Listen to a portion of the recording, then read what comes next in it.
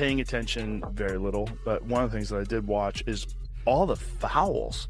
Like, these throw each other to the ground. They poke each other in the eyes. Like, they do this. They literally jab each other in the eyes. It's crazy. Like, they foul, and also they travel so much. Oh, it's crazy. They take like 4 or 5 steps, and then no one calls them on it. Oh, yeah. Double dribble, everything. Is there a trend now to not call traveling? Yes, without a doubt. Well, in the actual NBA, it's a thing too. The WNBA is going that viral that now Joe Rogan is even speaking about the situation over Caitlin Clark basically being attacked every game by these WNBA refs. He spoke about the situation of how crazy they are acting in the WNBA and how they literally get away with everything. They see these fouls of flagrants. When they don't be giving out fragranced, I'm sorry, but it just doesn't happen that you've seen it with Alyssa Thomas over week, where she literally put her whole hands on Caitlin Clark's neck, and no, it's not supposed to be a suspension. Yeah, afterwards we'll deal with it. HWNBA has been basically talked about everywhere right now, but for all the wrong reasons, instead of it's being spoken about. How good it is basketball-wise, and how it's growing, and the viewership with Caitlin. Caitlin has not had a proactive approach around toxic fandom and what's appropriate for, or something that she celebrates or likes to see in her fan base, or being proactive against any type of hateful discourse around WNBA and its players. However, when she's been prompted, she has spoken very clearly on those matters and has taken a strong stance that none of that is acceptable. She doesn't back it. She is against it and denounced it. So I think, this is where she has agency in how loud of an advocate she wants to be, how loud of an ally she wants to be for her fellow WNBA players, for her teammates, players, women that she's sharing the locker room, blood, sweat, and tears with. And, for the most part, are majority Black women, a number of people identify as LGBTQ. It's her choice, how she wants to participate as someone who's willing to say, I am them and they are me. And anything nasty is unacceptable. Anything hateful is unacceptable. And to do that on her own. And that's hard. And I'm not sure it's fair to say that she has to, or that she needed to be ready this season. For all the wrong reasons, in which everyone is attacking everyone, mostly Caitlin Clark getting away with it like it's nothing. Yeah, it's bad when even Joe Rogan is speaking against the league. Even Joe Rogan is speaking against the commissioner and how it's being run, and just the whole of WNBA and how bad it is right now in this moment, because it's genuinely terrible. What's going on right now is disgusting. And guess what? Caitlin Clark came out. She's broke her silence. She spoke about the incident for the first time. And this is why this girl is the face of a league. This is exactly why she's the face of the, instead of Caitlin Clark being angry about the situation, instead of her putting someone down and putting the other down and speaking about what's going on, instead she literally answers in the best way she could possibly answer. She knows what's going on. Sophie Cunningham comes out. She breaks her silence. She says it how she is.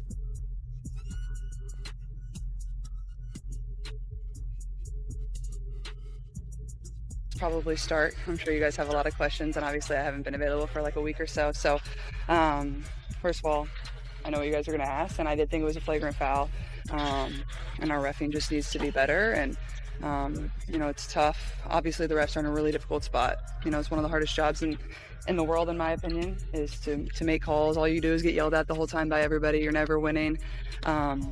So I think for us, as the league's just got to do better protecting our players in that regard. I don't really think that it was up for debate. Obviously, it wasn't called in real time. You go back and watch the clip. I think it's pretty straightforward. It's kind of been a discussion for like 3 years now, and I think we really need to do a better job protecting the people in this league. And, obviously I've been involved in a few of those plays, but there's been plenty others across the league that, haven't got called, go back and post-game or whatever it is. Teams submit clips, nothing really changes. So I think overall the league just has to do better, and we have to invest in those areas. The technology can get better. We can treat the referees a little bit better, pay them like they're full-time employees. I think things like that. And I think a lot has obviously come after that. And as I've stood up here and said before, like the harassment, the hate, none of that is okay. That goes for the opposing team we play. That goes for my teammates. That goes for my coaches. There should never be question of character. Like I've always stood up here and said that, and that's truly what I believe. That's how I was raised. So, none of that is okay, and I don't want anybody to ever experience that. I think it can be really frustrating to me at times, and I think it's difficult. I think a lot of people sometimes think I'm a robot. I'm not a robot. Sophie Hilbert is not protecting her. They basically do whatever they want to Caitlin Clark. The WNBA refs do not care. They're not interested. But Caitlin Clark, still humble as ever, goes on about work like it's a normal day because yes. So that's what it is, right? She's used to this now. She's not going to come out and say, these refs are theirs because. We know that they're not going to change. They've been like it for the last years since you came into the league. It's not anything to do with, though, the physicality change in this league. You need to get used to point 22, 23 years of age, right? And she is quite literally the most professional person, answers the questions in the best way possible, a complete role model for anyone who's going into the league, who is facing adversity, because she deals with it so well. What do you guys think about this? Joe Rogan even coming out and speaking how bad the WNBA is getting.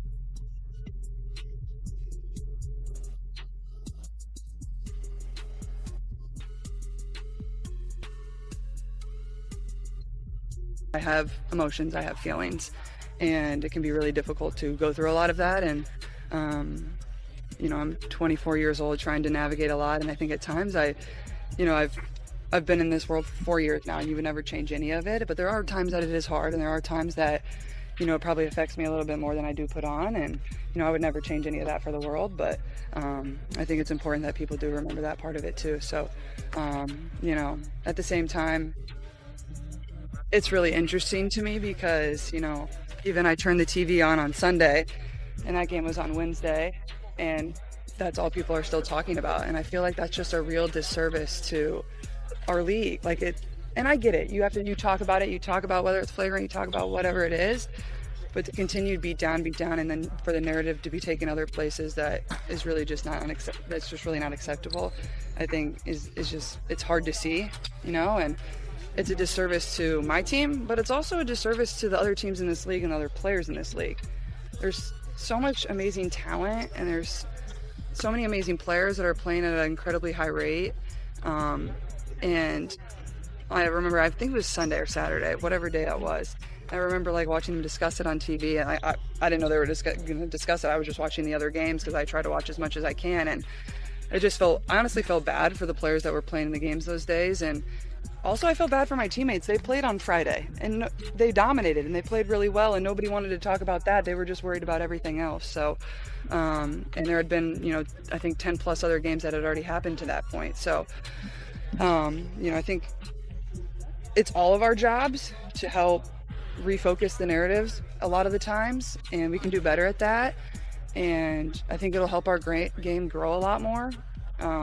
And that goes for obviously the fever and whatever, but at the same time, you guys are here in this arena every time we play, and the amount of people that are passionate and love the game and respect the other team, and the young girls and the young boys that show up, we can't lose sight of that. And that's whether we're here at home and whether we're on the road. And there's a lot of really, really great people that love this league and love our organization, and I'm thankful to be here in an organization that has my back and will always stand up for me. And I think we can't ever lose sight of that.